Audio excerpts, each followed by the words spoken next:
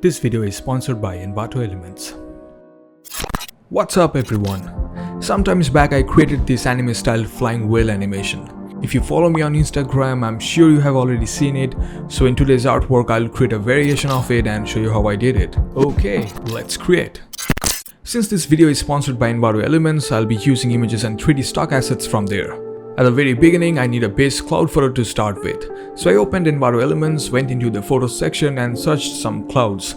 I could also filter the image with color, as it is really handy to quickly sort out images with the artwork's color palette.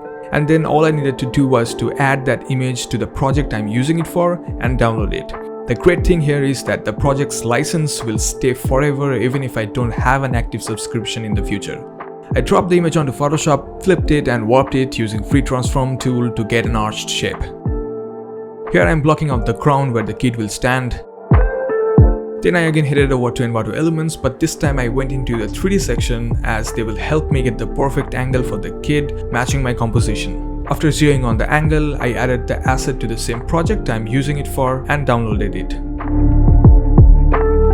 Next I looked for a bus stop and did the same thing for the angle and downloaded and dropped it onto Photoshop. These 3D assets are absolutely wonderful in getting the perfect angle fitting the composition. I rotated the asset for the whale to select a viewed from bottom angle, and since these 3D assets are already cut out, they save a huge amount of time.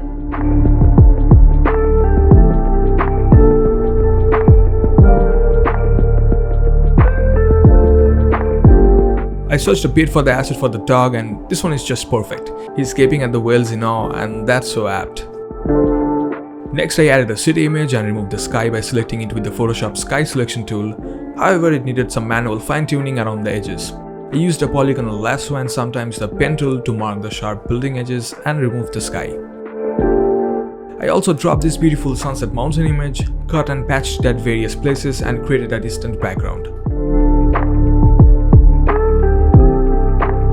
I felt the bus stop didn't align with the buildings, so I drew some lines matching the edges in the buildings to use as a guide in aligning the bus stop.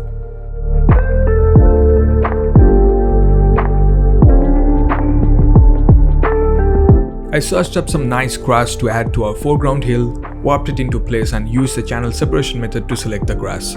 I went into the channels tab and checked the blue channel to have the greatest contrast. Then I duplicated it and added levels to make the sky close to white and the grass close to black. Once done, I used the black pixels to use as a layer mask. I also fine-tuned the edges manually wherever needed. Finally, I looked up some fish, again from Envato Elements 3D section, to add extra elements to the scene. So you can see how 3D assets helped achieve unique perspectives for a compelling storytelling, and they also speed up the workflow to a great extent. But Envato Elements, who is the sponsor of today's video, is much more than just stock photos and 3D assets. Among their 50 million plus asset library, you can get thousands of royalty-free music. Even the lo-fi chill music you hear in the background is from Envato Elements. You also get loads of motion graphic templates and stock video footage that has been an essential part of my videos for the past year. Along with that, you have a wide array of fonts, add-ons, graphic templates and so much more. And you get unlimited download access and commercial licenses to everything with just a single subscription, and that too for less than $20 a month with their 50% discounted annual plan, which again you can cancel anytime if you want. The annual plan is a real steal deal, and with that, instead of paying $33 every month in the monthly plan, you just get to pay $16.50 per month in the annual plan. If you think Envato Elements is for you, you can use the link in the description section and get your subscription today and unlock unlimited creative assets.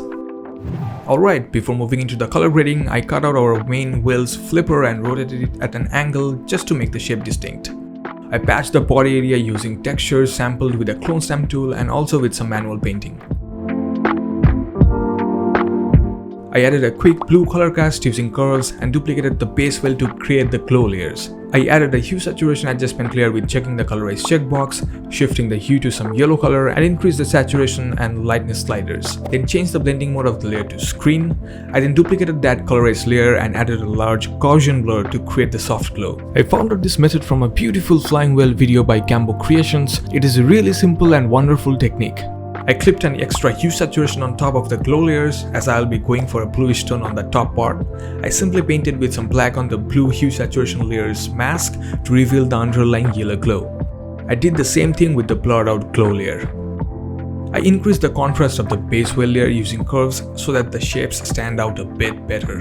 Next, I gave the same treatment to the other two flying whales. Also use the same approach to make the other smaller fish glow. I made a copy of the blurred colorist layer for the main whale and masked it only in the bottom area as it will intensify the bottom glow. Then I started color grading our foreground elements.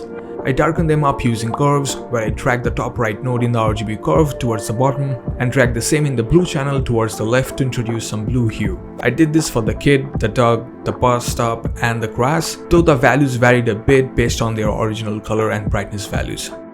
For the distant buildings and the mountains, I also added the same dark blue color cast but did it with some other variation of the curves.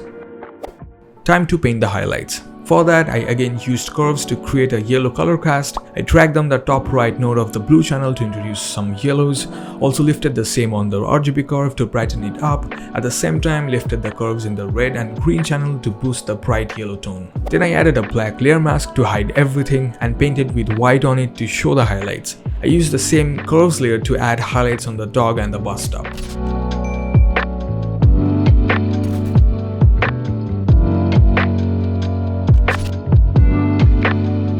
I clipped a similar yellow tone curves adjustment layer on the city image and carefully painted some highlights on the building faces facing the whales.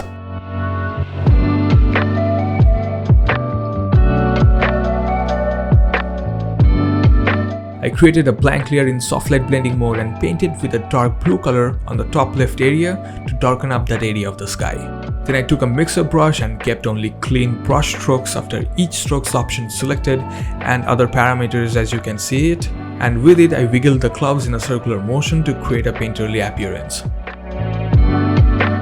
The fish were exact clones of each other, so I took the smudge tool and created some variations in their tails and other areas.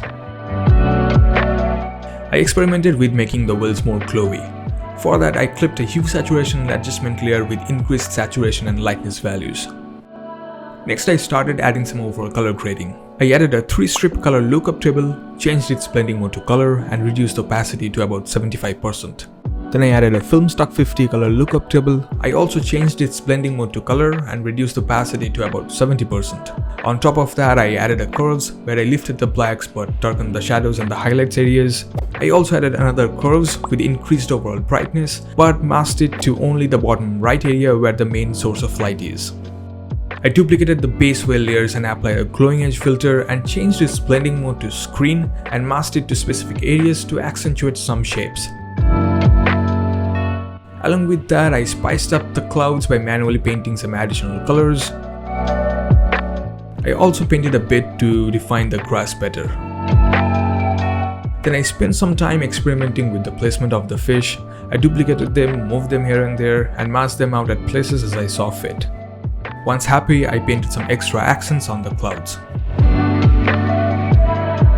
I added some overall noise by creating a blank layer and filling it with 50% gray, then went to filter, noise, add noise and added a 15% monochromatic noise, changed its blending mode to soft light and reduced opacity to about 25%. I also added a fall colors color lookup table on top of everything, changed its blending mode to color and reduced opacity to about 35%. I quickly created a scatter brush by playing with the brush shape dynamics and scatter properties. With that, I added some sparkles and stars with a yellow color or a blue color on a layer set to linear dodge blending mode. So here goes the final result. If you like the artwork, please don't forget to like the video and share it with your friends. If you found the video helpful, do let me know in the comments below, and if you like my overall content, please don't forget to subscribe to my channel. That would greatly motivate me to create more videos like this. Well then, I'll see you in the next video, and till then, enjoy creating.